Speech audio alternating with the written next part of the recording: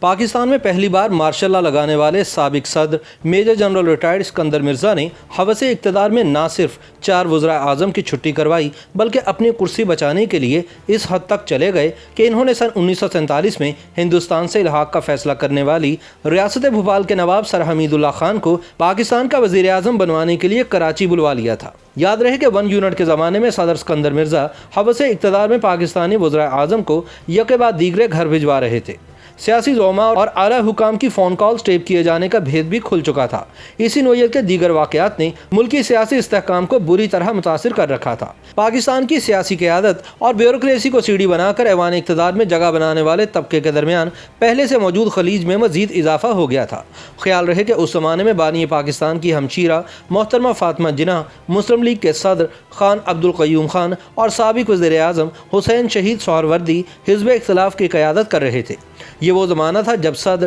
Major general retired Iskandar Mirza نے 1 unit کی وجہ سے بے چینی کے ابھرتے ہوئے جذبات کو اپنے مقاصد کے لیے استعمال کرنے کا فیصلہ کیا تھا۔ وہ سازشوں کے ذریعے چودھری محمد علی کے بعد ان کے جانشین وزیر اعظم حسین شہید سہروردی کو بھی گھر بھیجنے میں کامیاب ہو چکے تھے اور اب ان کے سامنے انتخابات سے راہ فرار اختیار کرنے کے علاوہ وزیر اعظم فیروز خان نون سے نجات کا مرحلہ درپیش تھا۔ اس مقصد کے لیے سب سے پہلے انہوں نے سابق ریاست قلات کے حکمران میر احمد یار خان کو اعتماد میں لیا، جو 1 یونٹ سے متعلق قلات کے لوگوں کے تحفظات سے صدر کو آگاہ کرنے کے لیے وفد لے کر آئے تھے۔ سکندر مرزا نے انہیں اصرار کر کے اپنے پاس بطور ذاتی مہمان 2 ہفتوں کے لیے روک لیا۔ یہی وہ وقت تھا جب سکندر مرزا نے قلات کے خان کو 1 یونٹ سے باہر نکلوانے کا لارا لگا کر شیشے میں اتار لیا اور ان کے ذریعے پاکستان کی دیگر 2 خود مختار ریاستوں کے سربراہان کو بھی اپنے سیاسی مقاصد کے لیے استعمال کرنے کی سازش تیار کی۔ Major general retired Sikandar Mirza نے خان آف قلات میر احمد یار خان کے کان میں سرگوشی کی کہ میں نے بھارتی ریاست بھوپال کے نواب کو بلا لیا ہے، وہ یہاں آ کر پاکستان کے وزیر اعظم بن جائیں گے،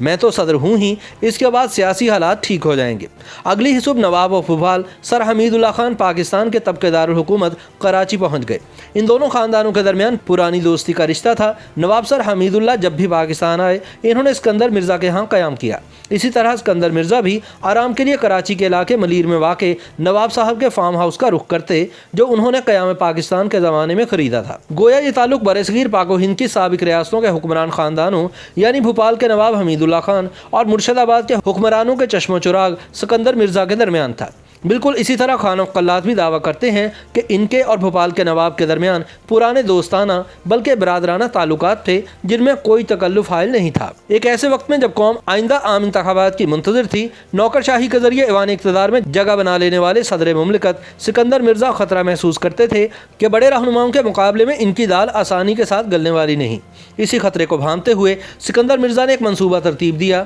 جس میں ایک کردار نواب آف بھوپال کو جبکہ ایک خان آف قلات کو ادا کرنا تھا۔ خان آف قلات کی کتاب ان سائڈ بلوچستان میں تحریر ہے کہ سکندر مرزا نے ان سے کہا، انتخابات سر پر آ چکے ہیں اور جیسا کہ آپ جانتے ہیں میں آئندہ مدت کے لیے بھی صدر بننے کا ارادہ رکھتا ہوں، لیکن انتخابی مہم چلانے کے لیے جس سرمایہ کی ضرورت ہے وہ میرے پاس نہیں۔ اس سلسلے میں اگر آپ اپنی طرف سے 50 لاکھ روپے عطیہ کر دیں تو میرے لیے آسانی ہو جائے گی۔ خان آف قلات کا جواب سنے بغیر مرزا نے مزید کہا کہ آپ بہاولپور اور خیرپور کی سابق ریاستوں کے حکمرانوں پر دباؤ ڈال کر ان سے بھی بالترتیب 40 لاکھ اور 10 لاکھ روپے مجھے دلوا دیں، میں صدر بنتے ہی ان کی ریاست قلات کے علاوہ بہاولپور اور خیرپور کی ریاستوں کو بھی 1 یونٹ سے الگ کر دوں گا۔ خان آف قلات نے لکھا کہ ان کی یہ سوچی سمجھی رائے تھی کہ سکندر مرزا کے لیے صدارت کی آئندہ مدت صرف اسی صورت میں یقینی بنائی جا سکتی ہے اگر وہ ملک کے مقبول سیاستدانوں کے ساتھ اپنے تعلقات کو دوستی میں بدل دے۔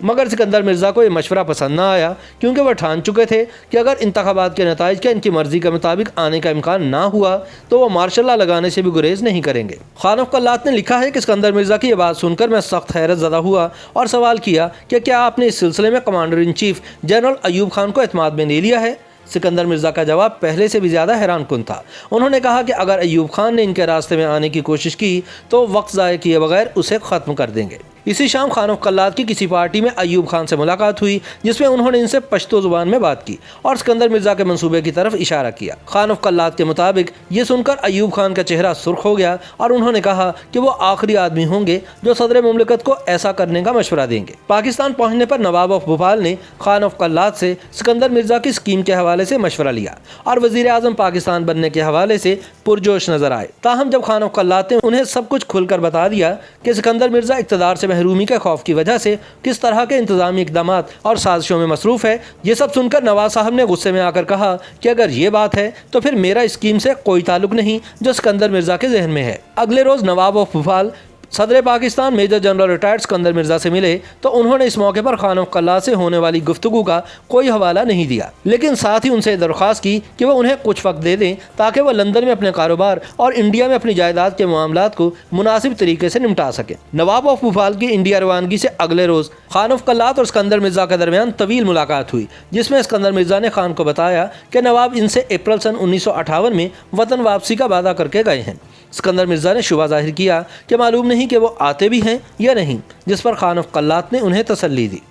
یاد رہے کہ بعد ازاں نواب آف بھوپال کی بڑی بیٹی آبدہ سلطان پاکستان آبسی اور ان کے ہونہار صاحبزادے شہریار خان پہلے سیکرٹری خارجہ اور پھر پاکستان کرکٹ بورڈ کے چیئرمین بھی رہے۔ نواب آف بھوپال نے تو اسکندر مرزا کے منصوبے سے دور اختیار کر لی، لیکن اسکندر مرزا اپنی خواہشات پر قابو پانے میں ناکام رہے۔ آئی چندریگر اور ملک فیروز خان نون کو وزارت عظمیٰ سے ہٹانے کے بعد اپنے منصوبے کے عین مطابق انہوں نے مارشل لا بھی نافذ کیا، لیکن پھر وہ اپنے ہی بچھائے ہوئے جال میں پھنس گئے۔ بات کی کہانی یہ ہے کہ اسکندر مرزا نے اپنی اس ناکامی کا غصہ خان آف قلات پر اتارا، انہیں لاہور کی ایک جیل میں بند کر دیا اور رات کی تاریکی میں حملہ کر کے قلات کی اینٹ سے اینٹ بجا دی۔ اس آپریشن میں کئی افراد ہلاک بھی ہوئے۔ خان آف قلات پر الزام لگایا گیا کہ وہ بلوچستان کو پاکستان سے علیحدہ کرنے کی سازش میں مصروف تھے، لیکن ڈاکٹر محمد وسیم سابق صدر اسکندر مرزا کے الزامات کو مسترد کرتے ہوئے اپنی کتاب پالیٹکس اینڈ دی اسٹیٹ ان پاکستان میں ان تمام واقعات کو مارشل لا کے نفاذ کا بہانہ قرار دیتے ہیں۔ خیال رہے کہ اس کے بعد 7 اور 8 اکتوبر سن 1958 کی درمیانی شب صدر اسکندر مرزا نے آئین معطل،